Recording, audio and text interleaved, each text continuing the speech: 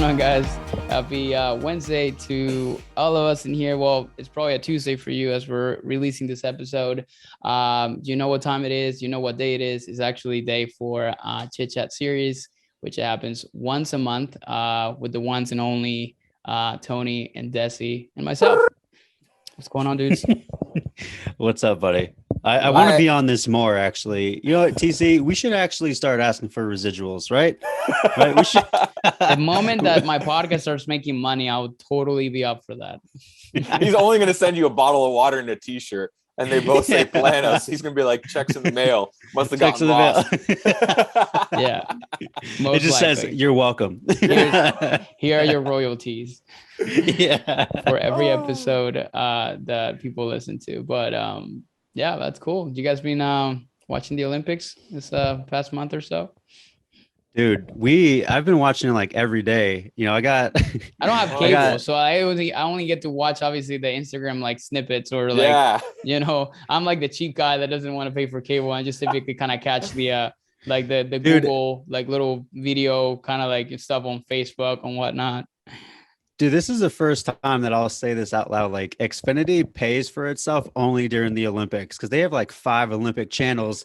And then on top of that, you get Peacock, which you have the feed of Kevin Hart and Snoop. So if you've not listened to that, or listeners have not listened to that feed, it is freaking hilarious because they're just commentating on the sports. So, yeah, I've been watching. I got Rory in the pool. She's sprinting. She's doing gymnastics. So that's and we're in training. She's at 5. We're in training right now.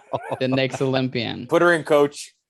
That's awesome. Yeah, dude, but talk awesome. About it's funny because like when I worked at IMG Academy, I had I worked with some Olympians that mostly track athletes, and dude, I mean, talk about preparation. Like that's like literally 4 years of training, like because you think about a football player, like, you know, you camp, like you have a season, like, and then you just like you did bad, no worries, like you have another year next year and you go back to it. Cool. Go travel. Go travel, go do your thing, and then come back and report back, like, you know, in a few months, like, you know, for an Olympian. Make sure you're not up like 10-15 pounds, but yeah, go and have fun.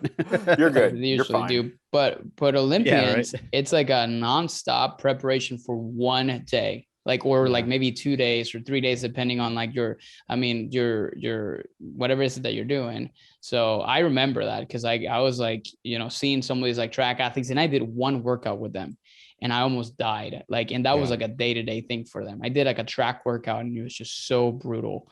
Like so brutal. Like, and that was supposed to be one of the times I was in my best shape. I could not keep up with those guys. That was like just sprint ridiculous work is what you were doing, or like, it was like running? It was like sprint work, but it was like you had to do like 400 meters on their specific kind of like time frame. Yeah, dude. And then after that you had this much, and then you had to do some like, it was just crazy. The speed training is nuts. Yeah, no, it's ridiculous. But but I kind of got set to sit down to talk to some of these guys, and like, you know, the mental grit that you had to have to just simply train every single day. And then they struggled financially because of the fact that, you know, they had to train so much, and they got to get sponsors so they can actually have money for 4 years leading up to the Olympics. I mean, not everybody's a Michael Phelps or, you know, like the Ledecky chick or like the Simone Biles, like, you know, that they may have sponsorships and all kinds of different things like that. So they don't have to really worry about more than just training. But like the other people that are just more like the humble, like starting off, like, you know, got a lot of talent, but nobody knows who you are type of thing. Like they have a hard time. So that's definitely kind of like a struggle for them.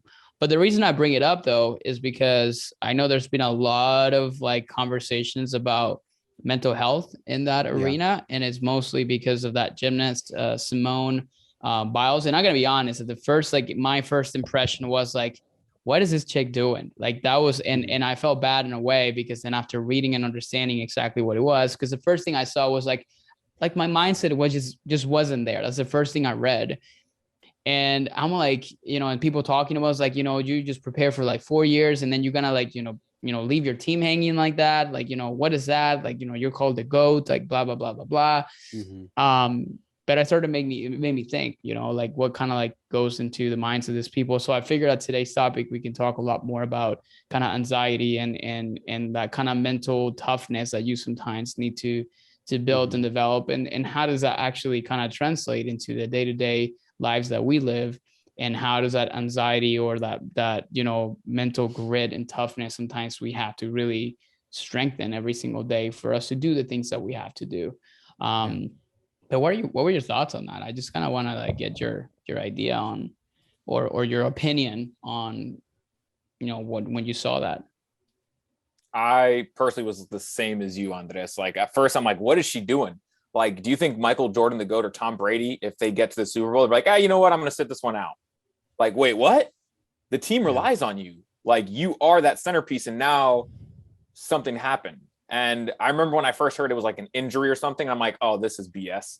But then you think back and it's like, what if Tom Brady came out and said, I have a mental issue? What if Michael Jordan came out and said these things? How much more of an impact would it have been than just pushing through it? Right? Because we always hear about these guys pushing through injuries, pushing through X, Y, Z. And they're great athletes, don't get me wrong. But where is that line that divides when you should push through it or when you should speak out? Right? Like, where is it? And I'm saying that because funny enough, today I'm wearing the shirt that says "You Matter." This was for at my CrossFit gym. This happened. I have it on the back of my shirt. I would say 2 or 3 months ago. There was a member who killed himself because he just was not in the right state. He was actually a drug addict. He gave up drugs. CrossFit is what brought him like out of that space and that community. He was going through a dark time. He went to Puerto Rico, and unfortunately, he never came back. And it's like the head coach at the gym I go to was like, I wish he would have just called me. I wish he would have just done this. And it's like, so where's that fine line with athletes and then people like ourselves that we either speak up or push through? How do we define that line? And then how do we work on it? Yeah. I was on the exact opposite of you guys because oh, cool, Dezi. Cool guy coming in. Watch out. I'm so much cooler than you guys. Let me tell you why. That seems like mental health guru here. So of course, like you probably like look Dude, at that. And you're like, okay, probably like these guys are assholes. Those guys are douches. Yo, when your wife is a therapist, like you have to look at things from a different scope. So like I'm joking, but I'm also 50-50. I'm like, yo, let me school you guys real quick. So Callie and Roy let me bring a pen and pad out. Hold on. If I'm going to get schooled, let me just grab it real quick. So Callie and Roy and I went on vacation this past week, right as the Olympics were starting. And so I read up on Simone Biles' history. And so so she is the child of a drug addict. Her grandparents adopted her, so she calls them her parents. So there's a couple of things that we have to keep in mind first. And I think like as clinicians and people who mentor and coach, like we need to become more trauma informed, right? And that's just something that we're understanding even more now with the more that comes out with mental health, right? And so the one thing that I think a lot of us have forgotten about is that mother effer Dr. Larry Nassar that sexually assaulted the whole Olympic squad, right? So one, she's a survivor of sexual assault. So that's those two things right there is like, okay, there's some background on things that she is likely still working on. The second thing that we can all agree on, so we've worked with elite level people. We've worked with elite level athletes. One of the biggest things that they show them is to be in their body, right? Is to know their body so much so. And then we promote them to advocate for themselves. The other thing that we're looking at too is like Michael Jordan and Tom Brady, like they could sustain an injury that might injure them, that might kill them. This girl's doing things in the air that could break her neck if she does it incorrectly. So like there's a bunch of things there when it happened. I was like, okay, this is unfortunate, but this is a really good entry into talking more about mental health, especially from the standpoint of elite level people. The other thing that I want to bring up too with Michael Jordan is like, yes, he was great. I don't think that he would have ever sat out, but let's not get it twisted. The dude had a straight up gambling problem. So he had an outlet that likely wasn't the best use of his mental health or time. So being a champion comes at an absolute cost. And I think what's been great that NBC has done is they've brought on Michael Phelps. They've brought on different people, different past athletes to talk about the pressure, to talk about the mental health implications. So I'm glad that this is happening because it initiates conversation amongst us. And this is a lot of stuff that we already know with clients, right? I mean, we're teaching nutrition, but I mean, we spend maybe 8 to 9 minutes on nutrition stuff. And then most of it is mindset, past conditioning, empowering. And it's just, there's so much about this conversation that I love, because I feel like everyone should be talking more about mental health. And most of the people that are talking their shit about her have likely never been in the situation that she's been in. So I think a lot of empathy needs to be thrown on it as well. I agree. I think that, and then even kind of translating that into our, our not the goats or people that are like, kind of competing at an Olympic level or like elite level athletes. It's like more thinking about like, okay, like how does that translate into us? And I think also, the pressure that comes in from Olympians is like, you have the entire pressure of like an entire country relying on you. You have the pressure from coaches, from family, from people to literally go and perform like literally flawlessly and above to be able to kind of like win that gold medal. So that's obviously the pressure that comes obviously from when a baggage of like sacrifices that they've had to make in order for them to get there. But when we think obviously of the average person, the day-to-day mom and those different things like that, that pressure comes from many different kinds of places. In my 100%. experience working with clients, it all comes down to their past. It comes down to their current environment and situation. And it comes down also to what their future outlook is looking like. And I usually think that most people typically fall into like struggles with one of those three, or sometimes two or more. So I'll give the example of like, it's for example, as you mentioned, the conditioning as a child and the pressure to look at a certain way, right? And the anxiety that has been built up to not look that way, that you were actually being like from parents and family that you were supposed to be portrayed to look like.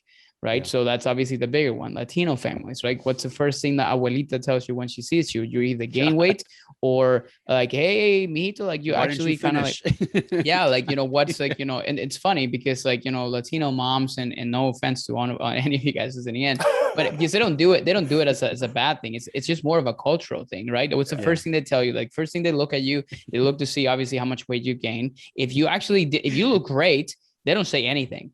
Right. Because obviously that's the expectation.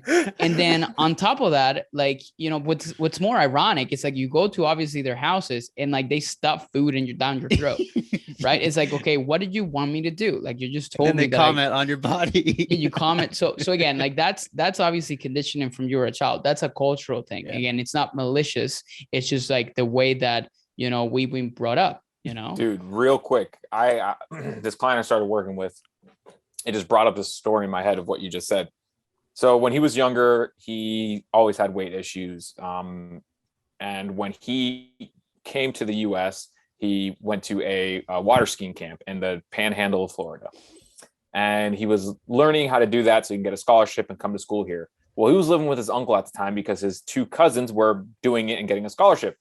Well, since he was too heavy, he was put on every diet under the sun to finally lose weight. Well, obviously it didn't work.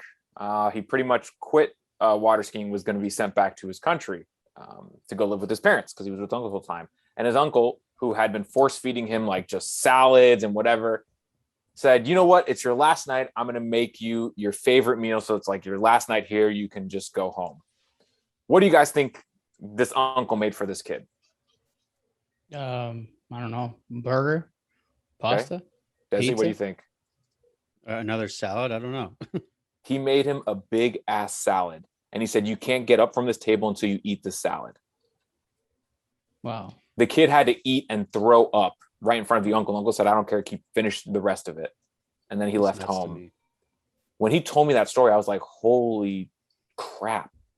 Like, talk about like trauma, Hispanic culture, trauma, right? Like all this around salad. And like, he told me from me, he's like, I'm not going to eat salad. I'm like, okay, why? And he told me the story and I was like, yeah, dude, I would never want you to eat salad around. Like, makes total sense. Total sense. And the thing is, like, imagine this guy who you respect. And he said, I'm going to make you the meal that you're never going to forget. Like, you're going to go home. I'm so sorry for everything you've been through. And he makes you eat a freaking salad. Yeah. Like, trauma. It's those, and those like traumatic moments. And that's obviously, that's past conditioning. So that's obviously the past and how it reflects in the present. So the anxiety is generated through like, I am not what I was always being told that I was supposed to look like, because perhaps a lot of these people have gone through the process of retransforming themselves into that person that they were told to do. And then obviously that, let's say that this happens often, they become moms. And of course, like they now have to care for a child and they have to do all these different things like that. And they can't really live to the same standards that they used to live. So obviously anxiety starts to pile up because they can't do the things that they were supposed to do to be able to look at a certain way. So that's past conditioning. But then we start to look into more present stuff, which is the anxiety that has been built by the pressure that just life generates from, you know, the pressure from making money and like having a livelihood, the pressure from having to take care of family. Like we have clients that are taking care of, like, you know, unfortunately parents that are ill or they have cancer or different things like that. So like the pressure that kind of comes as a result of that, or simply the pressure of caring for a child, caring for family, right? And then like not necessarily the anxiety that is generated because of the fact that you're just not really kind of given the time for you to work on you. And I think a lot of the times like that is a big kind of like issue that happens. And the last one is going to be the future, which is, you know, like having a health condition that is going to get worse if obviously if you don't do something about it. And then that's in the back of your mind every single day. That's the kind of things that is kind of worrying you, and that pressure from like literally like I had a and I'm gonna say names, but I had a call with one of my a new client that we just signed this weekend that's gonna start working with us, and he's a pilot in training, right? And this is a person who is 300 pounds, and he literally straight up told me like I sometimes have to put less fuel on the airplane that I'm flying, and he doesn't fly commercial, but just like in smaller ones, just so that I can actually be able to be cleared to fly because of weight restrictions. So I asked him, so what happens if this actually goes down the same path for now? I was like, I probably will not be able to be a pilot, right? So it's now future being affected to that and creating pressure and anxiety around this idea. And this is really what makes people make harsh decisions around weight loss, which includes weight loss surgeries, like, you know, intense dietings, dramatic kind of like things like that, because of a desperate need for that. So when we start to kind of pair up, then obviously we're talking about the Olympics, and it's just different kinds of pressures that are generated throughout different moments, and how that pressure generates the anxiety and the mental, like, you know, roadblocks and limitations that put people into situations where they do extremes. I think that's the bigger kinds of issue that I typically see every single day. Yeah. So it's crazy to think about when we talk about the implications of continuing on a path that's not really serving you. I think as you're telling that story, Andres, I had jumped on a phone call with a woman who was about to get married in October. And we just started talking about, like, you know, how do you feel about your body right now? How do you feel in your body? And one of the things that she said to me was, I mean, it hurt my heart. I mean, she had said that she hadn't been intimate with her husband for probably about 6 months because of how uncomfortable she is in her body and showing her body. And when we talk about the implications of that, it's like that imposter syndrome, that self-doubt is so relevant in this type of population because they don't see any other way out besides, I don't want to feel what I'm feeling right now. And so I'm willing to go to drastic measures. And if you're telling me that this might take some time and I have to fall in love with the process, that's not where I'm at right now. And it's just really saddening. It hurts my heart to hear people do things like that because they have not explored what it's like to truly fall in love with themselves enough to say, like, okay, I'm willing to throw myself into this process and I'm willing to succeed by not quitting. yeah. And I mean, I can even speak by experience on like, but this is not related to specific to weight loss or anything like that. But you know, for me, and I usually tell this to all my clients, and I've been actually pretty outspoken about the idea of the whole thing, my problems with anxiety, like not so long ago. Like I just been an anxious person, anxious kid my whole entire life and it's usually it's based on future things that haven't happened and things that are outside of my control, which is usually what we kind of generate a lot of anxiety about. And it's usually going to be things such as, for example, like I had a lot of anxiety from 2012 to 2015 about my legal status and being able to actually have being able to stay here.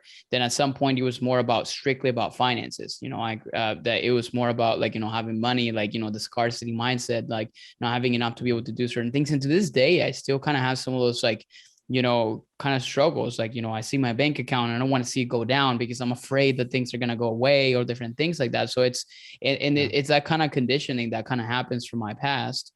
And that kind of generates, again, that anxiety that gets us to do sometimes like dramatic things or keeps us from actually making decisions that are going to kind of make us better in that regard. But with that, I think it's, it's good to talk about this stuff, but I think it's also important to talk about how can we remedy that, and how, and what are some of the strategies and the things that you typically teach that either you've implemented yourself or you've implemented with clients or people that you typically, or your audiences, that you feel is the initial steps to get through and to start overcoming some of these issues that are keeping people from actually taking action into different things to help them be better. Not all at once. Wow, don't everyone jump at once. I was going to let TC go because it sounded like he had something this last time, but I'll just cut you off, TC. Shut up. You matter, Dezi. All right. You matter. You both matter. It's been really great because both of your podcasts are on my podcast are about to drop over the next 2 weeks. And I think the cool thing that I'm finding when I'm having these Friday talks with like high performing people is that like the whole concept of success leaves details. It leaves clues. Everyone keeps talking about mindfulness and everyone keeps talking about meditation. Right. And for me personally, like I've been meditating for the past 7 years. And if I'm being perfectly frank, it started off with 1 minute, 2 minute, a 10-minute mindfulness walk because I needed to be moving my body. And Andres, I really resonate with what you're talking about, man, because I'm making personally a transition with my business, the messaging. And because of that, business has gone down. And I found myself this last week just really, really grateful for my mindfulness practice because like I would look at my bank statement. I'm like, shit, man, shit. What's going to happen? But then I found myself as I was thinking about it, just connecting back in my body. Like, okay, that is a thought. There's nothing true that's going to become of it. That's a thought. Where am I right now? Oh my God, I'm in the mountains with my family. And so like my mindfulness journey is something that I always try to work with my one-to-one and like group coaching clients where it's helping them to practice what mindfulness looks like to them so that they can be in their body. Because for me in my life, oftentimes anxiety comes up when I'm focusing in on something that hasn't happened yet. Exactly like what you talked about, Andres. So like, I really resonate with a lot of the struggle that people have. And also when you're feeling that like gap agitation of wanting to do something, there's so much power in the presence. And it sounds super cliche, but if you get to a point where you can be in the moment and be in your body, it's such a huge gift that you can give to yourself. And also it takes time, just like anything else. Yeah, absolutely. I'm huge on meditation. I used to think it was super woo woo and stupid. I'm going to be 100% open and honest. Like I never bought into it. I started to do it when I was working at the Blue Jays. They had a sports performance, mental performance coaches there, and they were trying to introduce like mindfulness. And it was awesome because we were able to collaborate like mindfulness when it came to eating, but also like how does eating, performance, that whole thing we've all spoken about and love to teach. But meditation's huge, and talking, especially as males, we tend to not open up. And being that we're Hispanic males, we open up even less because it makes us quote unquote look weak. So how do we get people to open up? It's building trust and rapport, right? And that's what we do with our clients, because talking to someone new, whether it's on a phone, virtually on a video call, or through this podcast, we're talking to you, it's tough until you build that relationship and you get to know that person. So opening up, I think meditation's good for that anxiety. And I 100% agree with that. Cause just like you, Dezi, I started with like 3 minutes and I was like, oh my God, what am I doing? Can this be over like yet? Everywhere. Yeah. What am I supposed to do? I'm breathing. Listen to my breath. I'm not doing this right. I'm not doing. Did I send this email? That's literally what meditation. That's literally what meditation is. Like, yeah, that's what it looks like. I actually thought I like. Yeah, I agree with you guys. Like, I think mindfulness is probably the first. That's the route that I took, for me to help me through those different kinds of struggles. And I Headspace, actually, it's a pretty good app, and at least they have a pretty introductory kind of process. At least the way they explain. They even have like one on Netflix that I recommend people watching. Which is it's pretty explanatory in a way that like they use really cool and interesting analogies to explain really what our thoughts are. And the way that they explain it is like our thoughts that typically generate some of that anxiety that we're talking about. It's kind of like this very busy roadway or highway with a bunch of cars, and every thought represents a car. And literally our mind, it's kind of like us looking at a car and trying to kind of get into every single one of those cars that are kind of going by. There's a lot of cars in there. So you're getting one and you're like, oh, let me get on this one and let me get on this one. So what mindfulness teaches you to do is literally, instead of trying to kind of get into each one of those cars, to simply observe the cars from the side of the road.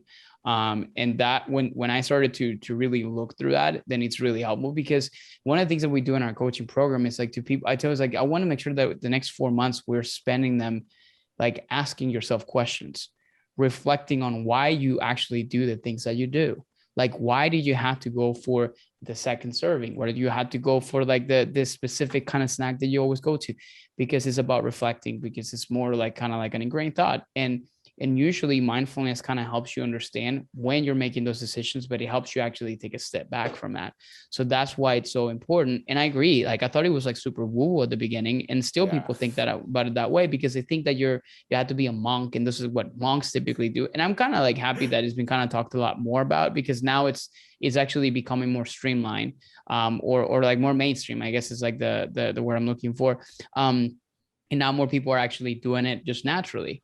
And I think that's definitely a big kind of thing, dude. I went to a retreat with one of my really good friends, Carol Perez, and she lives in Mexico right now. And she does like she does retreats, and she's now doing like a tour, like all around the world. She's going to like Spain, like Acapulco, Mexico, Miami, like Venezuela. So she's going to a bunch of places.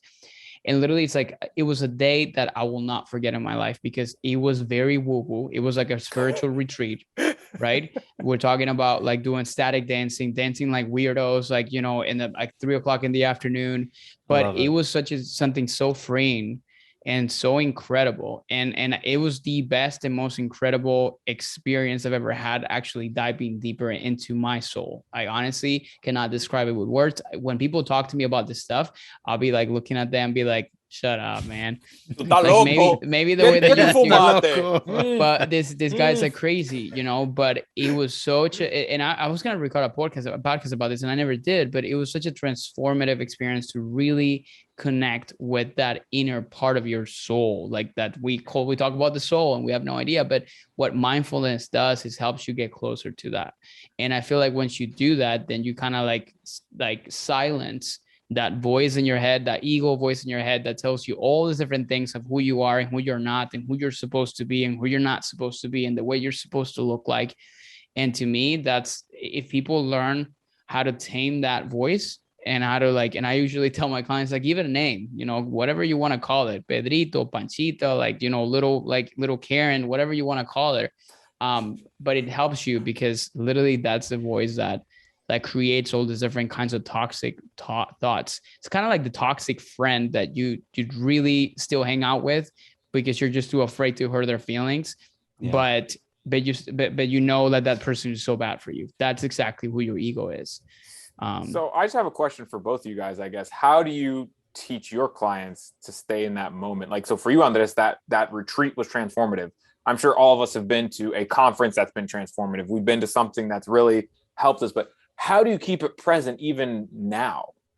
Like when you do meditation, right? So for example, I did a headspace this morning. I couldn't even tell you what the topic is, but I meditated, and I'm just being honest with you, right? Like, I know it's about being mindful throughout the day, but how do you, so that experience you had, Andres, great. You'll never forget it in your life, but how are you applying some of the things that you did that day? Are you doing weird dances throughout the day? Like, are you on a client call just like, woo, what's up? No, but I take moments like this, for example, like, and I was, as you were just kind of like talking about this, like actually like took a deep breath. I actually felt it. And I was just like fully deep into what you were just listening to what you were saying. That's mindfulness, right? Mm-hmm. I'm not thinking about what I'm going to have for lunch. I'm not thinking about like, is this podcast going to be good? Or is this going to be kind of like, you know, a waste of time? Or like, what do I have to do? Like in the call, I literally take a deep breath. Like, so typically mindfulness for me, it's like whenever I need to kind of like, okay, like you need to take a step back. Like, let me just kind of like pull back, take a deep breath, you know, like let it out, and then just kind of repeat that a couple of times, and really kind of helps you. Okay, I'm here, I'm now, I am. So one of the things that really like Carol like really showed me a lot in that process is like, you know, repeating I am what I am. And right now I am just here. And that's a perfect, you know, and she's talk about in Spanish. She's like, yo soy, like I am.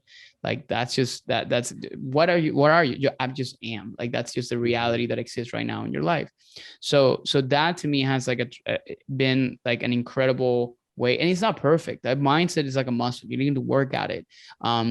So it's not like you're gonna meditate once, and like most people say this, like, oh, I did it once, it didn't work for me. Clearly, because when is the last time you actually did something that you had to work on? I mean, when is the last time you went to do some like bicep curls and you actually kind of have like, incredible biceps because you did it once? Oh yeah, that didn't work for me, so I'm not gonna keep doing it. Like that's clearly not how it works, right? It doesn't. Dang it! I knew I was doing something wrong. Yeah. So I think that's a big thing. So mindfulness meditation is a big one. Journaling for me has been also pretty, and journaling it's in a way kind of like a form of mindfulness, because it's again like, trying to kind of get in touch with your thoughts and trying to put them in a piece of paper. And with journaling, what I did together with that was actually gratitude, which I definitely think kind of changes the wires in your brain to see things with a different perspective. And I think that's also something that's helped me, like when we feel like that victimhood or like that kind of victim mentality, like everything is going wrong because we choose not to see the things that are kind of going right in our lives. What are some of the things, like, like I was just telling Tony, like, we have, oh my God, it's so the victim mentality is like, oh my God, I'm trying to do some work in my house and it's going to be so expensive. And I said that to him, but at the same time, before literally 30 seconds before, I said like, dude, and we're doing this because we just paid off our entire wedding, and all the debt that we had. So like, see, like I choose to see the perspective, like this is going to be so expensive versus like, dude, I actually get to be able to do this because of the fact that we're actually like credit card debt free almost, right? Like that to me, it's like, in that it kind of helps me kind of change perceptions and anything. So for people listening in and to the whole idea behind weight loss and all that kind of stuff like that, it's, like, oh, I'm never going to be able to lose the weight because of this and this and that. Or I'm not going to be able to kind of get to my goals or be able to be intimate with my husband, as you kind of mentioned, that person, or be able to have my career. Or you can say like, well, but I'm actually doing this right now that is helping me get to that point. Is changing the perception, changing the lens by which you actually look through things. And I think that it's a cure for anxiety. Yeah. I mean, I would say parenting for me has reminded me how important it is to parent myself through really tough times. Cause I mean, I'm not a perfect parent. There are times where I lose it on Rory and then I have to come back and I have to show her that it's okay to be accountable and it's okay to apologize if you feel like you're in the wrong. And so I get on her level. And one of the most fruitful things that I feel like I've been able to instill in her is that, if she gets hurt, if she has feelings, like I see her taking a deep breath. And to me, like it's really helpful because it reminds me, and this is something that I learned working with eating disorders and somatic experience and other things too, is, and I tell this to my clients all the time, like, look, if you were to personify your negative self-talk, you wouldn't invite that person over for coffee. You wouldn't invite them over to your parents' house. Like, that person's an asshole. Like, let's just call it what it is. And then the other thing too is like, and this is what's been really influential in my life, is I learned a long time ago through like trauma therapists and somatic experience and things like that of, what if we treated and loved ourselves in the same way that our young 7-year-old would want that. And it's huge reason why, man. And for those going to see it on YouTube, you're going to see me in a turtleneck, but like, it's a huge reason why I keep this little dude in my desk, man. What a stud. Look at that stud. Holy crap, dude. You're kind of pulling like the rock. The rock, man. You're pulling out the rock. Did you have a fanny pack? No, I didn't in that picture, but I did at that time. But I keep it on my desk just because it's a really good reminder. Because right. I keep it on my desk because it reminds me, like, okay, like, what does my inner child need right now? And Andres, I'm so happy that you talked about like dance and stuff like that. Dude, that's another thing too that parenting has reminded me of too, is like, we don't play enough. Like, we don't put our stuff down. We just don't go like play. And so like this reminder right here is a constant influence in my life that I pass along to my clients too. Like, hey, give a picture of your young self, like go put it in front of you and, the mirror or whatever that is, and remind yourself, like, this is you reparenting yourself because you have some past conditioning that is not serving you right now. And I feel like in my life and what I see from them too is it's really, really great to have them have that state of mindfulness where if they are having really uncomfortable feelings, it's okay. You're not a robot. You're not supposed to just get rid of it. Like, be freaking present with it and ask yourself. I love, Andres, I love that you said that first 4 months, like, ask yourself these questions. Ask yourself, like, how do I want to interact with this really uncomfortable feeling? This is how I have interacted in the past. This is what I need to unlearn. What am I learning now that's actually going to be fruitful? And I find for the most part that people do really well with that. Yeah.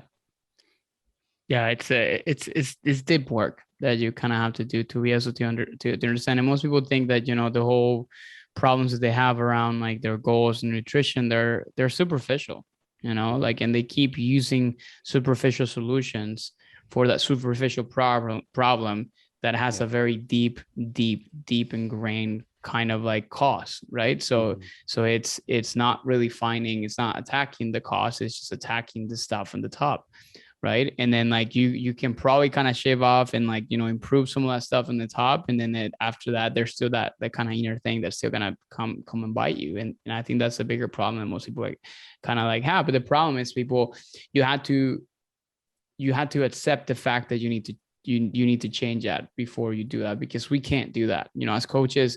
Like we can't do it for you. We can't do it for you, you know, and that's a tough part for us, because you're like, God, why didn't you freaking see this? Like, you know, why didn't you like, you know, try to do that? But then at the same time, it's like you can't, which obviously leads to like the last thing I just wanted to mention here, which is actually going to be what is in your control, right? And I talked about this yesterday in our group call. And I think I saw this from Precision Nutrition. They posted about this a while back, and I use it a lot nowadays, which is spheres of control. And basically the way they present it is like they look at the 3 different spheres. They look at a small one, a middle one, that it's like kind of like there's a big giant one. There's like another smaller one inside of it. And there's a really small one inside of that one too. So there's like 3 circles. Imagine them that way.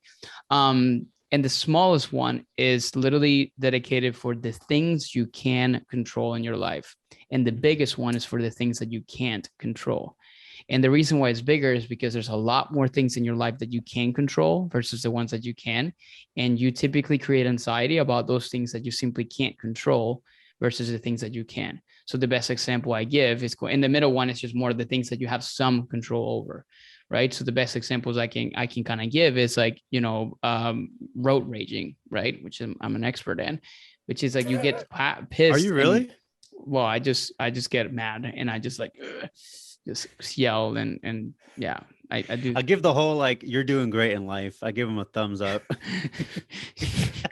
You're passive aggressive. I'm more actually aggressive. Sometimes I would not throw the thumb. I would not throw. Let's just say I would not throw the thumb. I may actually throw a different finger.